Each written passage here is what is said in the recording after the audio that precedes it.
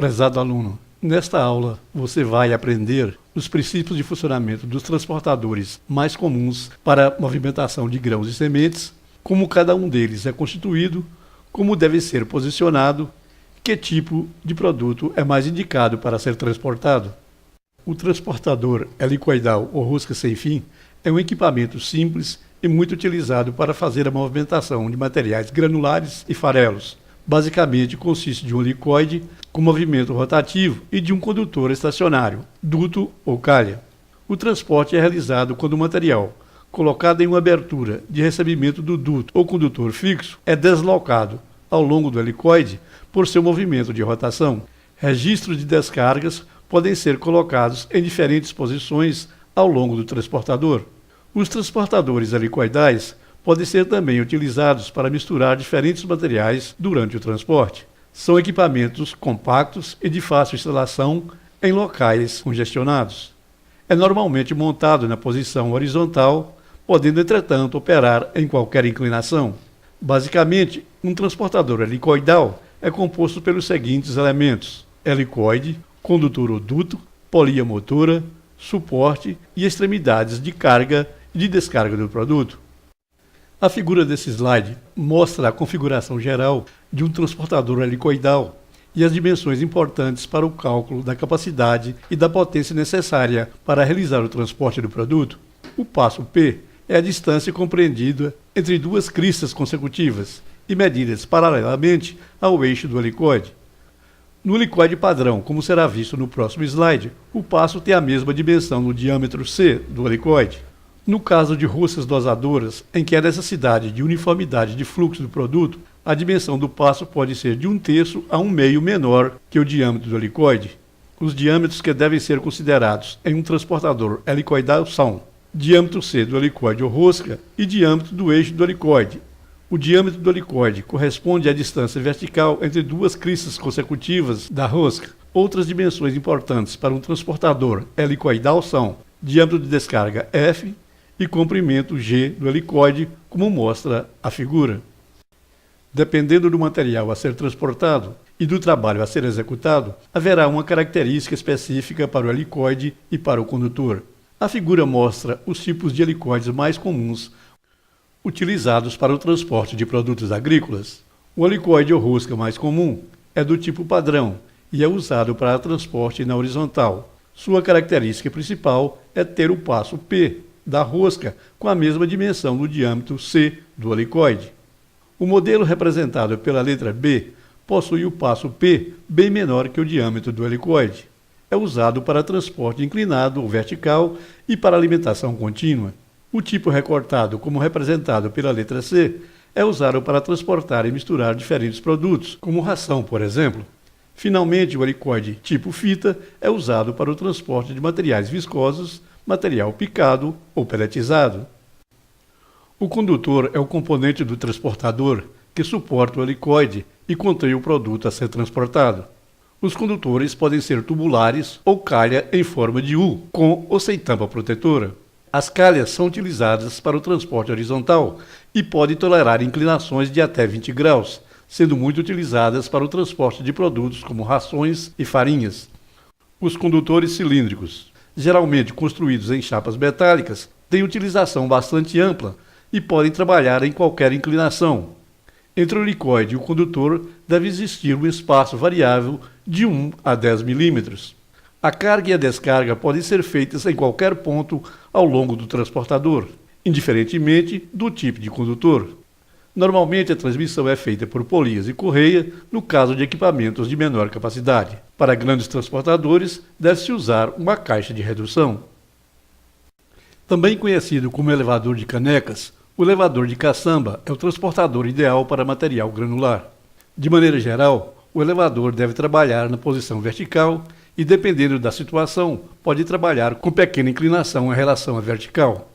Porém, não permite inclinação lateral. Geralmente, a inclinação possibilita o desalinhamento e pode causar grandes dificuldades durante a operação do elevador. A segunda figura desse slide mostra os componentes básicos de um elevador de caçambas, que é composto de cabeça, módulo ou corpo, pé ou base, correia ou corrente e caçambas. Esses componentes serão estudados logo a seguir. Para o bom funcionamento do elevador, o produto a ser transportado deve apresentar grau de fluidez que garanta a continuidade do fluxo a cada passagem da caçamba sob a carga.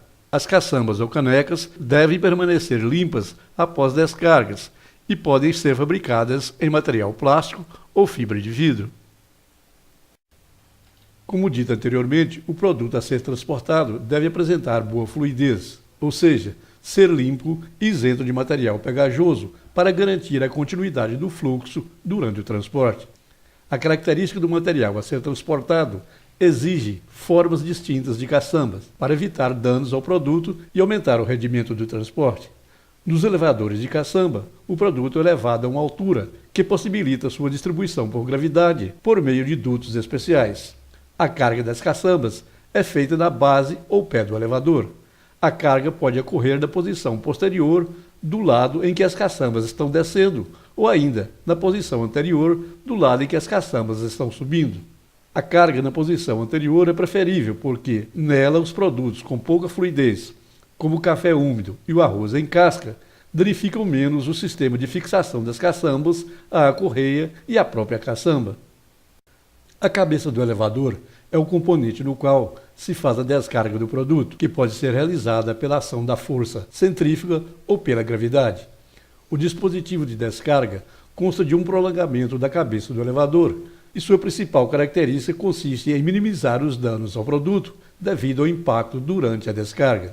No caso de transportadores de grande capacidade, a polia superior, que é responsável pela movimentação do sistema correia-caçambas, a polia tem superfície vulcanizada, a fim de minimizar o índice de patinação que ocorre, principalmente no início do acionamento. Em geral, o acionamento é feito por um motor elétrico acoplado a uma caixa de redução. Nos elevadores de pequena capacidade, as polias são simples e o sistema redutor de velocidade é feito pelo conjugado polia-correia. O freio de retrocesso é um componente da cabeça do elevador que impede o retorno das caçambas, caso haja interrupção no fornecimento de energia elétrica. Com isso, evita-se entupimentos e outros tipos de problemas. Nos transportadores de pequena capacidade, o freio mais utilizado é do tipo catraca. Para os elevadores de grande capacidade, podem ser utilizados freios de fita metálica ou ainda os freios eletromagnéticos. O corpo do elevador é geralmente constituído de chapas metálicas com perfil retangular ou circular. É a estrutura que apoia na base ou no pé e sustenta a cabeça do elevador e serve como condutor do sistema correia-caçambas. O corpo é composto de módulos com extremidades flangeadas para permitir a união entre eles por meio de parafusos. Em um dos módulos, principalmente na parte inferior, existe uma abertura com tampa, destinada ao serviço de manutenção e reparos. O pé do elevador é construído em chapas metálicas e possui os seguintes componentes: esticador de correia, dispositivo de carga, porta ou janela de inspeção e limpeza e polia inferior que tem a superfície de contato vazada, a fim de evitar esmagamento ou acúmulo de grãos entre a polia e a correia, que poderia causar deslizamento do sistema e danos ao produto. O esticador de correia é constituído por um sistema cujos bancais do eixo inferior são dotadas de um componente móvel. O deslocamento é feito pela ação sobre o parafuso de chamada, o que, além de esticar, permite também o alinhamento da correia. O dispositivo de carga é responsável pelo direcionamento do produto nas caçambas.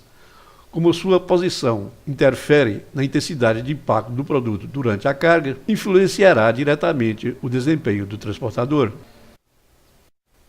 Tanto uma correia como uma corrente ou par de corrente pode ser usado para compor um elevador para transporte de produtos agrícolas.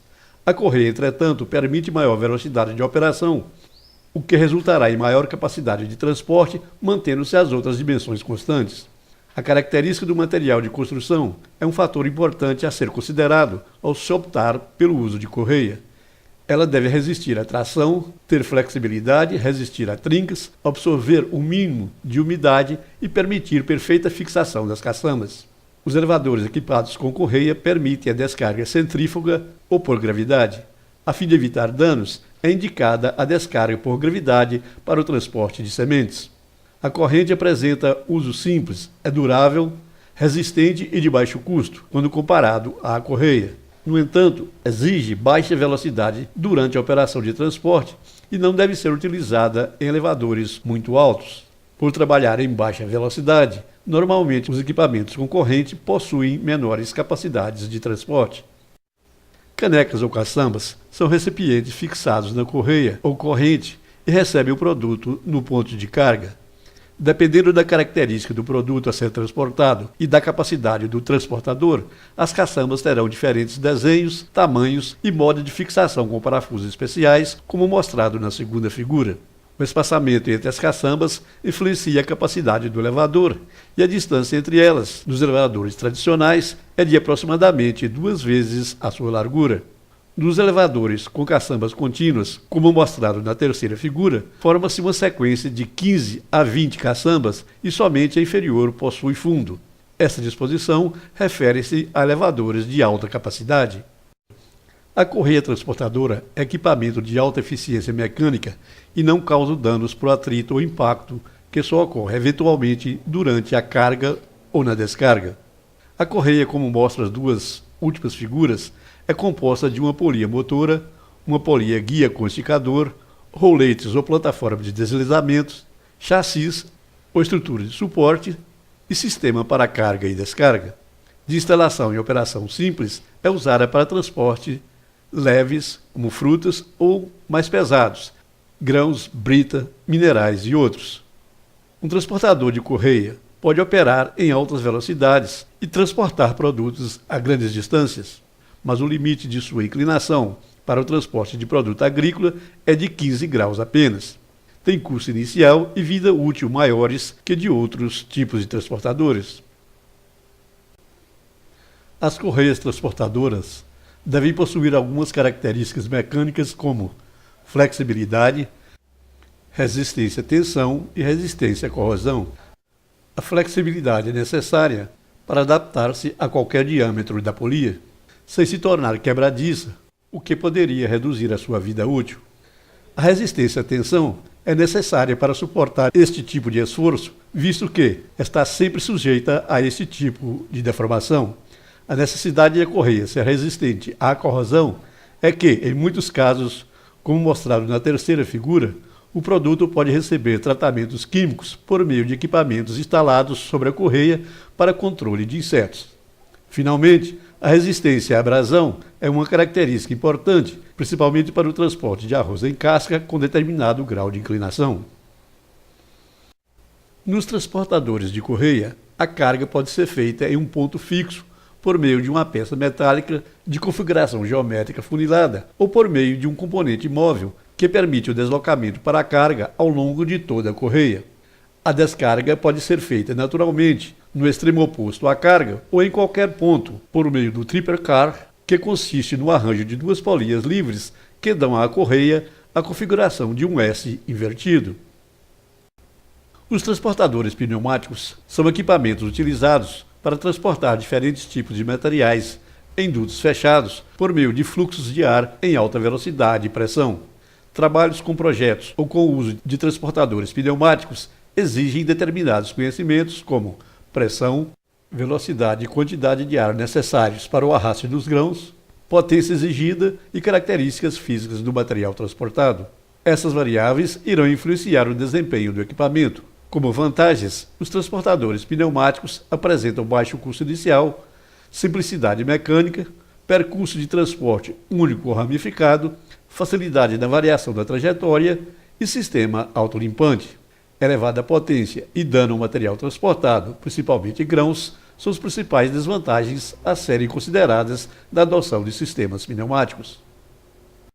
De acordo com as características de funcionamento, os transportadores pneumáticos podem ser classificados em 3 sistemas: por sucção, por pressão e combinado.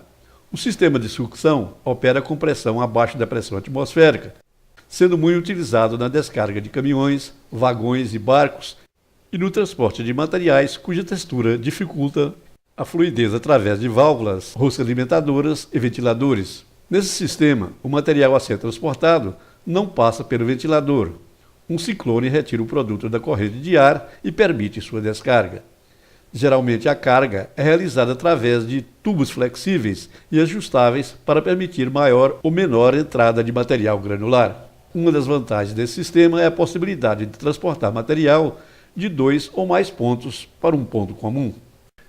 Nos transportadores por pressão, os grãos são colocados na tubulação por meio de dosadores e injetores, para que a proporção de material granular e o fluxo de ar seja adequado e para evitar a obstrução do fluxo por excesso de grãos. A pressão e a quantidade de ar a ser fornecida pelo ventilador são determinadas em qualquer sistema de transporte pneumático pelas características da linha de transporte. Essas condições são dependentes de vários fatores, tais como diâmetro, comprimento e natureza da tubulação, do fluxo e dos grãos a serem transportados, bem como da queda de pressão ocorrida quando os grãos são alimentados no transportador.